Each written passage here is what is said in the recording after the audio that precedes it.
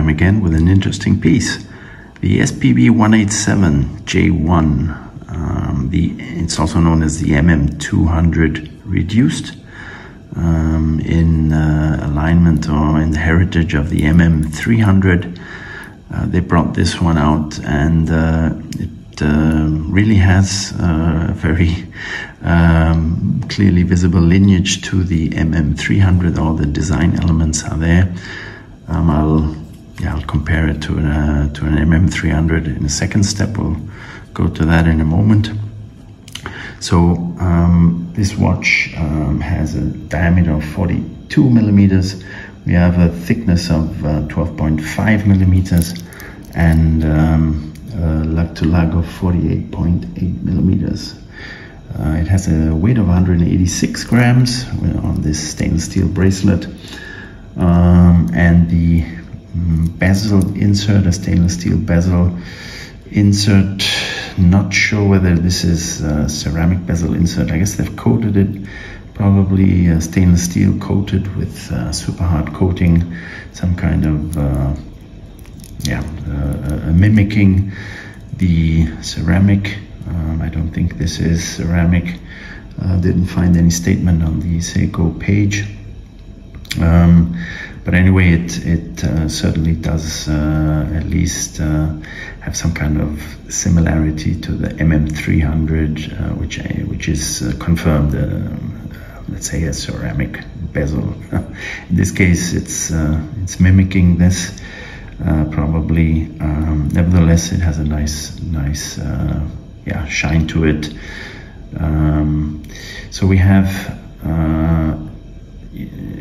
this beautiful blue face.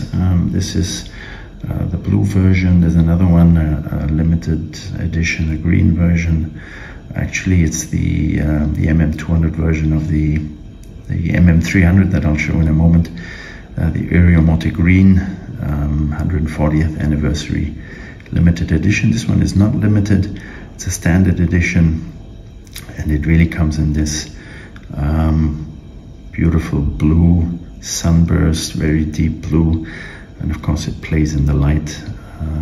Very nice to look at. The changes here compared to the old MM200 would be especially the hands.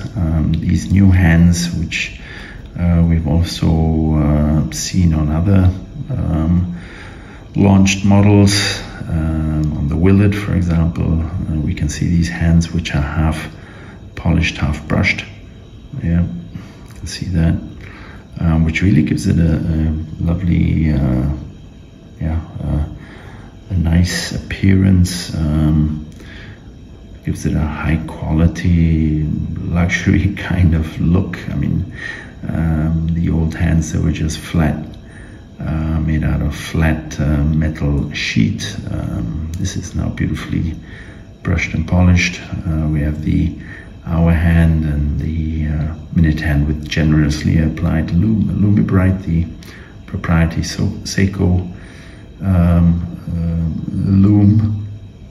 And the nice feature on this is this little, let's say, seconds hand with the traffic light on it, which is also found on the current Willard. A very nice little, let's say, red touch of color here. It's just a nice little feature, nothing outlandish, but it's fun to have that there. And of course we have our applied hour markers with this kind of ivory color, mother of pearl kind of loom there, very nicely applied on those metal discs. And of course the Lumibrite, Seiko Lumibrite, really works in the dark, so full function there. This is of course also according to the ISO 6425, the new requirement. At the 3 o'clock position we have a little loom pip at the 3 o'clock position next to the date window. a bit controversial. Some people do not like it there because it's out of alignment. It's basically out of the hour marker circle. It's basically outside of this imaginary circle if you connect all the dots. But anyway, it's functional in the dark. Then you can for sure see the 3 o'clock position there. Our bezel has a lume pip at the 12 o'clock position. The other, let's say, numbering there is not loomed, which is on the mm300. So in this case, yeah, of course, there has to be some kind of difference from the mm300 to this, and that is actually one of them. The sapphire crystal, very nicely done now, this faceted kind of edge near the bezel. It really gives it also a very nice look to it, kind of like a boundary there. It reflects the light differently, and very nice feature, I find. We have a screw down crown, and you can see that. The camera will focus on that. Let's see if I can get that focused. So the screw down crown is well knurled, and then we have this kind of turning marks there on the flat surface. It's not signed with any Seiko signage due to, I guess, again, that is reserved for the higher tier watches, although this is already, let's say, at least a mid-tier, not an entry level. This is already of the better, let's say, the higher price range in the Seiko collection. It has a 6R35 movement, an automatic movement, 24 joules if not mistaken, and 70 hours power reserve. So that a nice movement in there, Seiko in-house movement, and of course what is really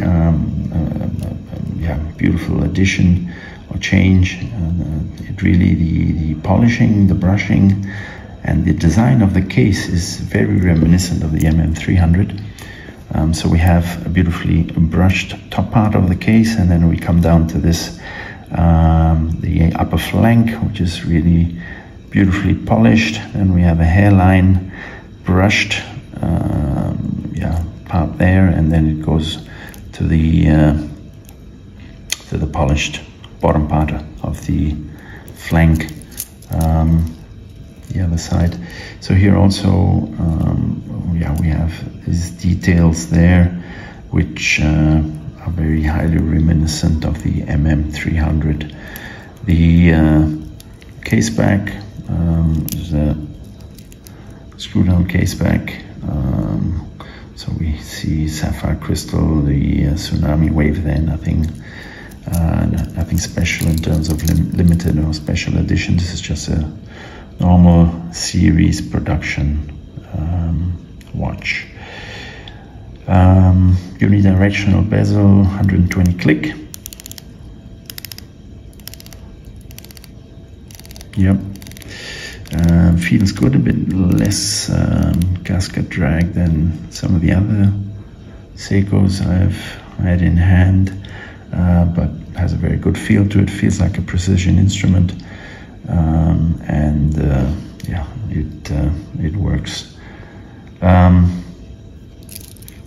What can we say? Other than that, I'll just maybe bring up the mm300 and we'll just check them out side by side. So as you can see, on the right hand side we have the SLA 47, the mm300 Iriomote green, this 140th anniversary edition that came out. You can see actually they do look very similar, with the crown at the 4 o'clock position. The hands, let's say they are not identical. There has to be some kind of distinction, but you can see that there are similarities, and the hour markers of the design is quite similar. just the proportions are a bit different. They're a bit, maybe on the mm300 a little bit more stunted, but look quite similar. I guess the loom looks a little bit more milky or beige on the right hand side. On the mm300, on the mm200, it's more to the white side color. Yeah, so especially the case, if you look at the case design, it really is very similar, beautifully done, with all those let's say edges and different surface finishes. It's just a real beauty to look at.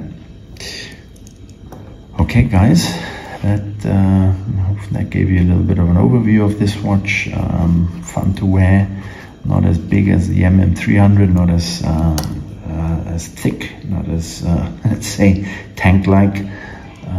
It's a bit more elegant and beautiful watch to wear on rotation.